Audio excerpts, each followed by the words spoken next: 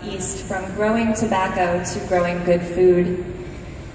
Historically, tobacco was one of the most important crops in North Carolina and across the South, and there was good reason for it. There were strong federal programs that protected farmers in growing that crop, and when those programs went away, forward-thinking farmers were inspired to innovate. And Russ, who joins us today, his father John was one of them. Let's take a look.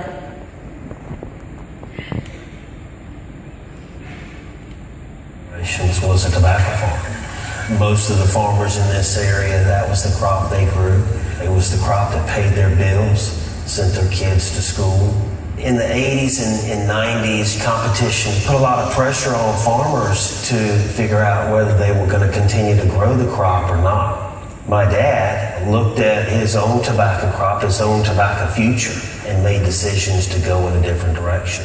It took a lot of guts to move away from a conventional way of farming to an organic system when really there wasn't a lot known how to do that. He was producing the best quality produce that he possibly could under an organic system.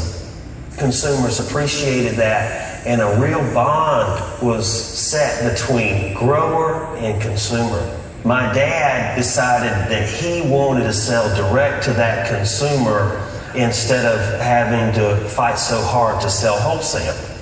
It's wonderful to see that type of desire from consumers to want to ask the question, do you know a local farmer? We're very much a production farm with fruits and vegetables, but then we have passion for agritourism and bringing people here. If they can pick up something or see something growing, especially the young kids that really need to know a little bit more about the food that they eat. Part of what we do here is really try to focus on ag education. You don't make a whole lot of money on collards or beets. School tours really helps to support a lot of the crops that we grow. One thing that I have discovered is just how intimate it is to grow the food that people eat. There's a real connection that you can make to people. And they depend on us. They count on us. They want to make sure that the food we produce is safe for their family. Scott, I can't watch that video and not go first to Scott to just talk about John Vollmer very quickly and tell us about Russ's dad, and then we'll have a question for Russ. Well, what you're seeing is, to talk about the role of tobacco for North Carolina farmers is not to negate the health effects of tobacco, but it is to talk about the protections that were provided by those programs. And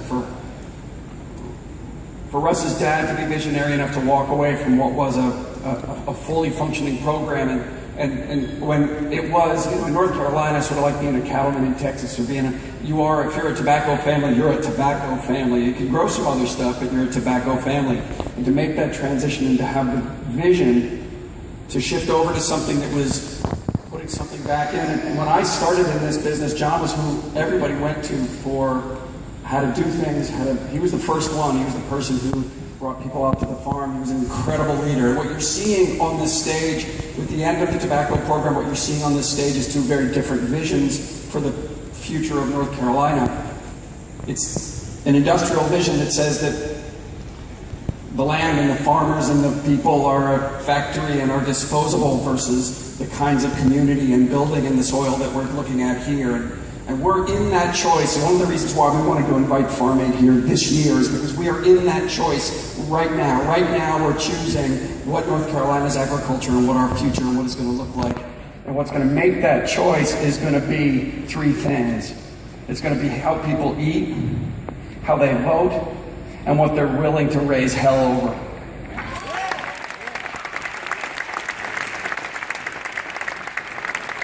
So John Vollmer was one of the people at the beginning who really stepped out on his own, and we see courageous people across this stage.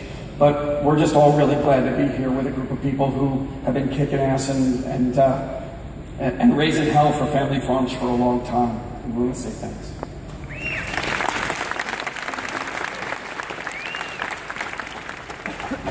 And Russ, you take on the reins at Bulmore Farm, and you lead that 5th generation farm now that is so connected to the community.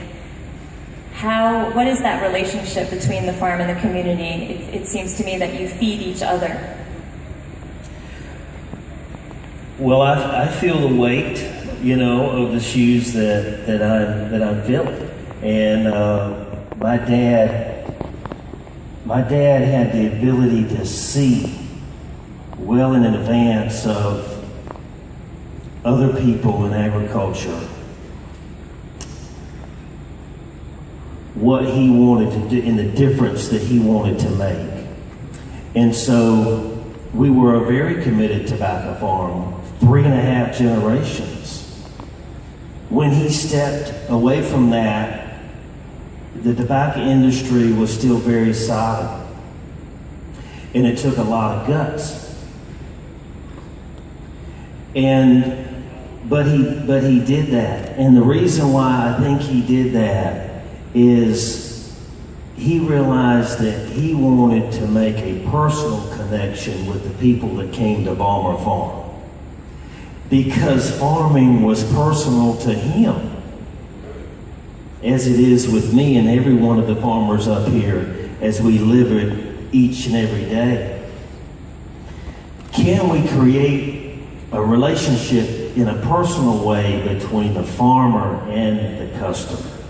And so that's when he created this community-supported agriculture system, where he figured out, okay, I don't have to take $50 for the product that I grow and all the time that it takes to grow. I can get paid full dollar, okay, by going directly to that farm, to that customer. Again, a lot of guts to be able to do that, because nobody in at least Eastern North Carolina was doing community-supported agriculture. And I know we're running late, but I want to say this. For the Bulmore Farm, it's all about the kindergartners and the first graders, okay? And we have to reach those people, those little ones. And so you can imagine on our school tour groups, a kindergartner only has a certain amount of, attention span, right? But we do reach them, okay? We do, and we can reach those kids. I had a middle school kid.